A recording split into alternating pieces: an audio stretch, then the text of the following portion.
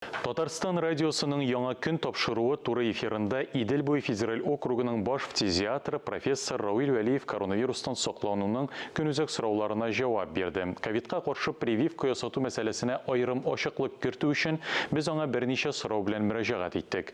Рауил Шамилович, хәерле иртә.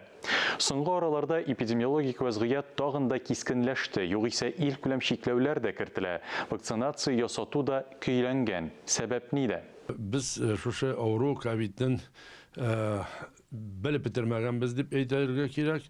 Инде зыянлаган ул көннән көн үзгәреп бара. Инде менә бүгенге көндә безнең dünya boyunca delta taralып бара. Инде бу инде менә әйтәбез альфа, бета, гамма, дельта дип тә хәзер инде лямбда дигән штаммларда бар, менә генетик мутациялар узып бара, шуша вирус үзгәреп бара һәм аның бүгенге көндә зыянлыгы кызганычка каршы артып бара.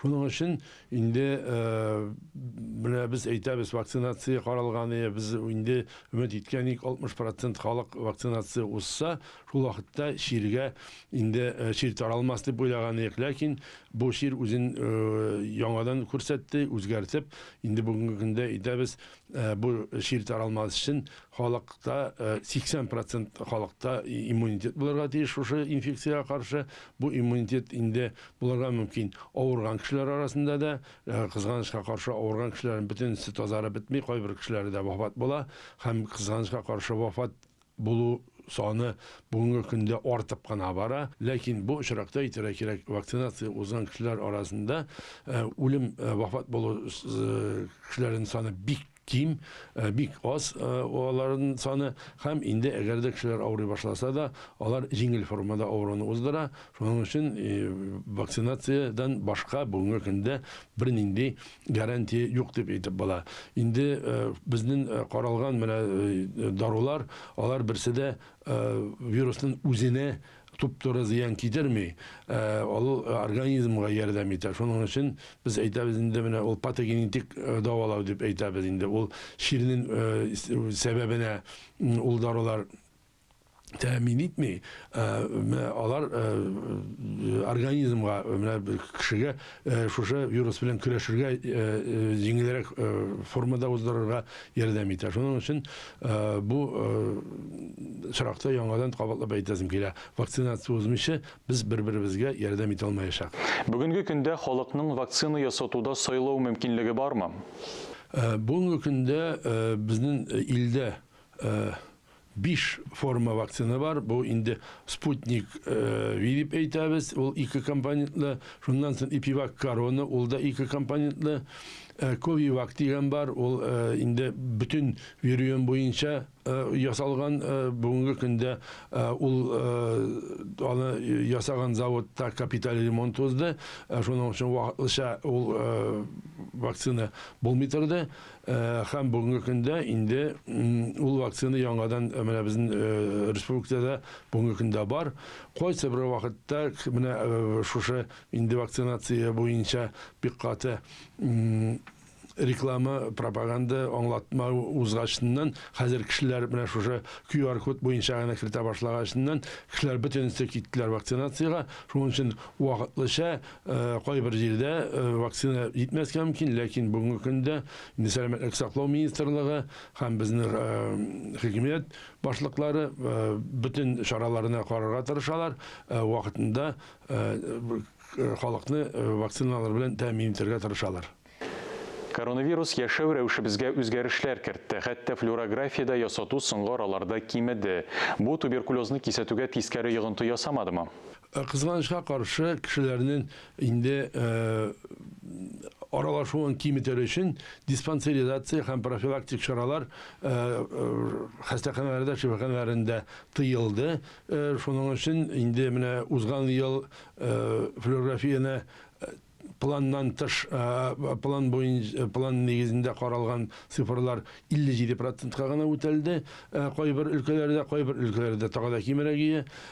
Шуннан соң менә быел инде аларның саны әзерәк арткан, ләкин яңадан менә шир таралган ковид авыру таралган аркасында яңадан диспансеризация һәм профилактик флюорография узу тыелды. Шуның өчен инде бу безгә зыян китерә дип әйтеп була. Кызганычка каршы менә шушы ил буе округы буенча мин баш специалист буларак әйтә алам, күп өлкәләрдә һәм шулай ук безнең республикада туберкулездан үлүчеләрнең саны әзерәк артып бара һәм инде аларның күп вакытта йогышлы формада туберкулез күренә. Кызганычка каршы кайберләре аларның диспансерда барып та җитә алмый. Һәм инде аларның үлгәшеннән, кешеләрне яргашыннан гына туберкулездан үлгәнен белеп була. Хроник авырулы кешеләргә коронавирустан ничек сакланырга? Инде шикәр авыруы һәм қан басымы белән авырган кешеләр арасында, алар арасында ковид белән авыру саны күбрәк һәм алар бу ширне авыррак формада уздыралар. Шуның өчен иң беренче алар вакцинация узарга тиеш. Инде алыннан тыш тагын менә онкология авырулары белән авырган кешеләр аларның да күп вакытта химиотерапия узарга мөмкин. Инде нурлана торган дәвалауда узарга мөмкин. Инде русча әйткәндә лучевая терапия дип әйтәбез. Һәм алар арасында да шир таралырга мөмкин. Шуның өчен бүгенге көндә инде әгәр дә кешедә аллергик реакциялар булмаса, авыр аллергик реакциялар булмаса да, шул бүтән кешеләргә бөтенсенә дә вакцинация узып була. Йөкле хатыннарга вакцина ясатырга ярыймы? Зыяны юкмы? Бу очракта аларга вакцинацияны уздыру бит менә әле генә кертелеп бара. Нәрсә өчен? Элек иң беренче бик зур тикшерүләр барылды. Зыяны буларга мөмкинме, юкмы? Әгәр дә зыяны буларга мөмкинчелек булса, ул вакытта аларга вакцинация кертелмәгән булар. Балаларга, яшьләргә мәҗбүри вакцинация ясату белән килешәсезме? Бик дөрес дип әйтәм. Авыру шир таралга башлаганда, мин инде тапшыруның башында әйткән идем, шир тарала башлаганда генетик формасы бер иде. Хәзер генетик үзгәрешләре узды вирус һәм аның йогышлыгы артты, берничә тапкыр артты. Шуның өчен элек балалар һәм яшьләр, яшүсмерләр алар кимерәк авырган булса, бүгенге көндә алар да авырый башлады. Шушы дельташтан таралган аркасында. Шуның өчен инде элек дөрестән дә алар кимерәк авырган булса да, бүгенге көндә алар арасында да авыру бар һәм кызганычка каршы алар арасында да вафат булучыларның саны артып бара. Шуның өчен без әйтәбез, бердән бу икенчедән инде шушы яшьләр, яшүсмерләр алар мәктәптә һәм инде югары белем учреждениеларында булган вакытта өйләренә алып кайтырга мөмкин. Үзләре алар җиңел формада уздырса да, я бөтенләй авырусыз да уздырса да шушы ширне алар өйләренә алып кайтып, үзләренең әтиләре, әниләренә, әби-бабаларында арасында таратырга мөмкин. Шуның өчен инде без әйтәбез, кызганычка каршы бер авыру гаиләгә керә икән, күп вакытта бөтен гаилә авырый, гаиләдә булган өлкәннәр алар авыр формада шушы авыруны уздырырга мөмкин. Тамашачыларга пандемия белән бәйле шартларда табиб буларак нинди тәкъдим киңәшләрегез бар? Менә без инде безнең халык арасында таралган, менә Аллаһ Тәгалә миңа ярдәм итә дип, ләкин бу чиракта әйтәсем килә, Аллаһ Тәгалә әйткән бит, сакланганда гына саклыйм дип. Шуның өчен инде яңадан кабатлап әйтәсем килә, сакланыгыз, вакцинация вакытында узыгыз, социаль дистанцияны сакларга тырышыгыз, кирәк сез генә кибетләргә инде масса рәвешендә узган җирләргә бармаска тырышыгыз. Күп вакытта менә инде безнең саналды, безгә өстәмә отпуск булды, өстәмә каникул булды дип күп кеше генә китте чит илләргә. Безнең ил буенча инде туристик маршрутлар буенча киттеләр.